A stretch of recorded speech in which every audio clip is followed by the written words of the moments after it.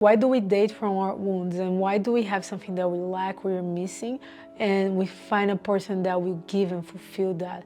Have you ever heard that example of, oh, she had that issue, so she goes and look for a guy that is unavailable? And even better, is there a way that we can understand our wounds and find better partners? Or maybe, should I wait until I have all my wounds, all my fears, traumas fixed, and then find a partner? Well, it's complicated, but take a look a little bit on all your relationships, all past partners, and how everything was. Was there a common red flag that happened? Maybe you picked partners that didn't really love you the way you expected, and that happened multiple times. How did their relationship started and how it ended? Is there a pattern that you see? And yes, we date from our wounds because we're looking to a partner that will complete something that we feel like is missing inside. And I'm not only talking about finding someone that knows how to cook, because you maybe are not a great cooker, so why not just combine where you wash the dishes and the other person cooks? That's not only what I'm talking about, but I do see that every relationship, all relationships, are a dance of traumas. They started with this idea that we have from that person. We just think that this person is so wonderful, and we act as the most wonderful being ever, hiding all our imperfections whenever we're meeting someone. And when things get more intimate and more real, we start to see that maybe you're dating a person that is really jealous and you are this free soul. Or maybe you're dating a person that is a control freak and you're loose as a leaf in the wind, just going with the flow. There's something that happens with humans that we get so attracted to a person that usually have a dynamic that is opposite and different from ours. And that is definitely played with that part where we have those part of ourselves or shadows that we're not really integrating. And when we find this partner that will point it up that thing, because this partner is opposite, is that part of you that you didn't integrate yet. The partner is the personification of everything that you need to grow into being, and is the one that is pointing to you all your defects and all your problems. And the way I see, I know it will surprise you, is that I don't think that dating from our wounds is a problem. I think this is the solution. Dating from that unhealed part of us and getting into relationships that will kind of help us to heal and understand is actually so beautiful. I see that the role of relationships, it's working into becoming something better and understanding the ugly parts of yourself. I feel like it's so hard into this human lesson to be the most whole and perfect being. We all have work to do here, okay? Nobody's complete yet. So I also feel like there is an idea that was said that maybe you first need to be whole, you need to be you fully as you can, and then you find a person. Well, I totally disagree with that. I feel like it's good finding someone when you're broken. It's really good because that person is broken as well. And the brokenness of the person with the sides of you that are broken, they usually feel like magnets. They come together, they magnetize, attract each other, and it usually comes with work to be done. Well, so if I'm gonna date from my trauma, okay, if that's normal and everybody's dating from their trauma and they're connecting with all these wounds, we're all bleeding together and we need to help each other to get better. How does that work? It sounds so messy and insane. And why do human beings like to get together to do that? Well, I hope that for your awakening journey, at this point, you watch some sort of reality show of people trying to date. I used to hate those reality shows, but watching that was so important to understand humanity and seeing how couples get formed by having all those red flags where they ignore and they don't see. It's so beautiful and romantic at first, even though plenty of red flags were drawn on the table from the beginning, and uncovering those red flags as the relationship grows. If you follow the reality TV show and you see the couple that will stay together, that they will fall in love together, it's usually the ones that see the ugly side of each other, but still they find a way to overcome it. Not ignore it, but make it loud and work together. you will know that a relationship, even met as a wounded, imperfect relationship, will come towards their way to work. Whenever you have the first disagreement and you are being the weirdest, evil, crazy part of yourself, but the person still stay there and listen to you. And after a couple heated arguments and staying an hour just saying you, there's a moment where you say, okay, I understand that. And that usually happens because every heated argument between couples happen because there's an underlayer feeling inside of their fight. Inside of those feelings is usually you don't listen to me, you don't see me, you don't acknowledge my feelings, and I'm trying to screen my feelings by being really upset because you didn't wash the dishes.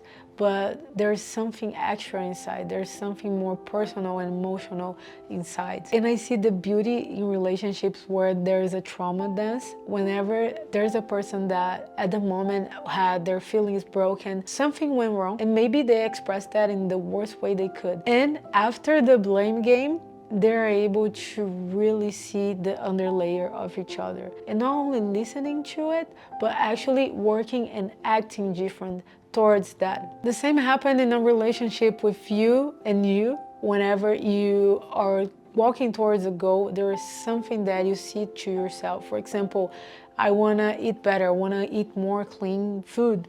And someone comes with a pizza and you ate the whole pizza and you're upset at you. You're, oh my God, feeling shame, feeling anger. And you express that. But instead of just beating yourself and screaming and staying at the level, you meet yourself back. After all those loud emotion comes out, you meet yourself. And the next thing is an action, for example, eat better the next day, or just go to a grocery store that has cleaner foods and you walk towards your goal. The same happens in a couple dynamic where boundaries were not met, or there's something that the other can do that will help you to feel more secure with your feelings and understand yourself better. You meet in the middle and you work towards that path. And now you ask me, how can we build healthier relationships if we are dancing with our traumas, if everybody is wounded anyways? How can I know that the relationship is not toxic, is not bringing me down, is not making me lose my light? I believe that the dance of traumas will always walk towards a lighter and better side. Whenever the way that you found to accommodate the situation, the boundary, the problem is not gonna make the other less other or you less you. Unhealthy dynamics usually follow specific key points. For example, lack of boundaries on an unhealthy relationship. The boundaries can get really blurred, or maybe just one-sided. Just one person has their boundaries respected all the time, and the boundaries that you set with that person is not really respected. You just feel like you are doing and following whatever they ask, and there is one side that is too much on the power because it's protecting their traumas, is being on a comfortable place, just holding themselves as a victim or as don't touch me, don't come towards my boundaries, and your boundaries is not really met. Your boundaries doesn't matter or just get blurred with everything. It's important in a healthy relationship that both sides has boundaries that help both of them to grow.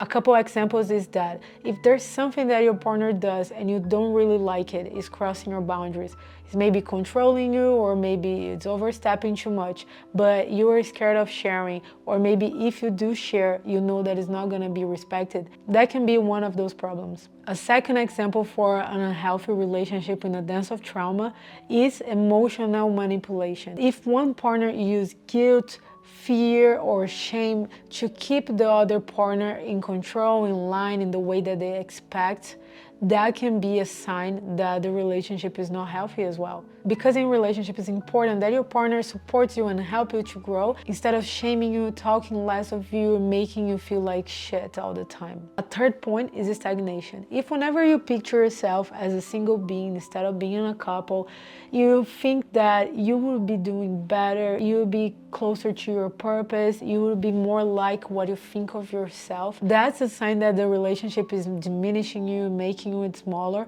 or maybe putting you in a place that you're feeling stuck.